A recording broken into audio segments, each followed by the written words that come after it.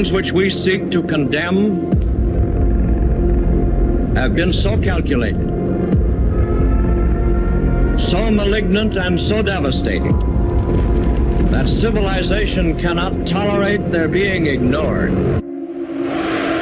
because it cannot survive their being repeated. تاریخ میں کچھ ادوار ایسے ہوتے ہیں جو صرف واقعات نہیں ہوتے بلکہ انسانی شعور کے لیے سوال بن جاتے ہیں۔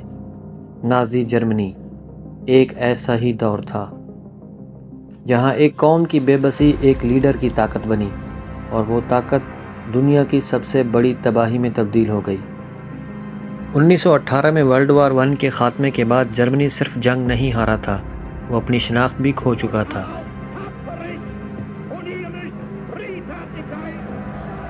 ٹریٹی آف ورسائی نے جرمنی کو معاشی، عسکری اور سیاسی طور پر محدود کر دیا۔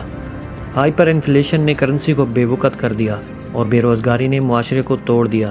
یہ وہ ماحول تھا جہاں غصہ، مایوسی اور بدلے کی خواہش ایک خطرناک شکل اختیار کر سکتی تھی۔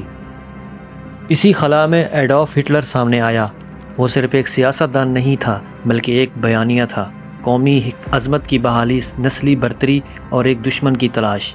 نازی پارٹی نے عوام کو وہی دیا جو وہ سننا چاہتے تھے، اور یہی وہ لمحہ تھا جہاں سیاست پروپیگنڈا بن گئی۔ 1933 کے بعد ریاست کا ہر ادارہ، ہر ایک ہی سوچ کے تابع کر دیا گیا۔ عدلیہ، میڈیا، تعلیم، سب کچھ اختلاف غداری بن گیا، اور قانون طاقت کا ازالہ۔ یہ ایک ایسی ریاست تھی جہاں خوف نظام کا حصہ بن چکا تھا۔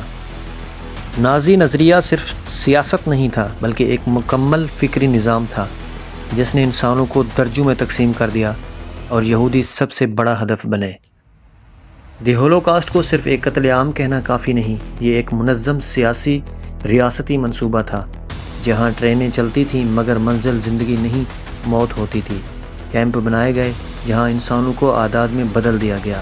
یہ جدید دور میں انسانیت کی سب سے بڑی ناکامی تھی۔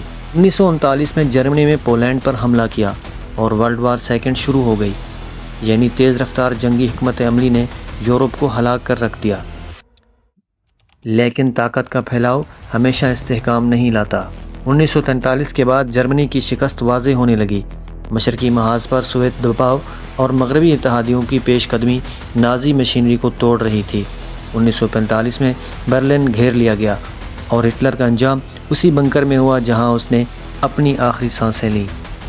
1945 میں برلن میں ایک زیر زمین بنکر میں ایک شخص خاموش بیٹھا ہے۔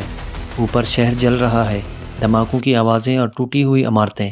یہ وہی شخص ہے جس نے چند سال پہلے دنیا کو فتح کرنے کا خوف دیکھا تھا، ایڈولف ہٹلر۔ لیکن آج وہ اپنی ہی بنائی ہوئی دنیا کے ملبے تلے بیٹھا ہے۔ سوال یہ ہے، یہ سب شروع کیسے ہوا؟ یہ کہانی کسی بادشاہ سے نہیں بلکہ ایک عام انسان سے شروع ہوتی ہے۔ ایک ایسا نوجوان جو پہلی جنگ عظیم کے بعد مایوسی اور شکست کے ماحول میں جی رہا تھا۔ ورلڈ وار 1 کے بعد جرمنی ٹوٹ چکا تھا۔ نازی جرمنی ایک تاریخی واقعہ نہیں، ایک تنبیہ ہے۔ یہ ہمیں بتاتا ہے کہ جب معاشرہ تنقید چھوڑ دیتا ہے اور اندھی پیروی شروع کر دیتا ہے تو نتیجہ صرف تباہی ہوتا ہے۔ سوال یہ نہیں کہ ہٹلر کون تھا، سوال یہ ہے کہ ایسے حالات پیدا کیسے ہوتے ہیں۔ نازی جرمنی صرف تاریخ کا ایک باب نہیں بلکہ ایک آئینہ ہے۔ یہ ہمیں دکھاتا ہے کہ جب کہانیاں حقیقت پر غالب آ جائیں اور لوگ سوال کرنا چھوڑ دیں تو نتیجہ صرف تباہی ہوتا ہے۔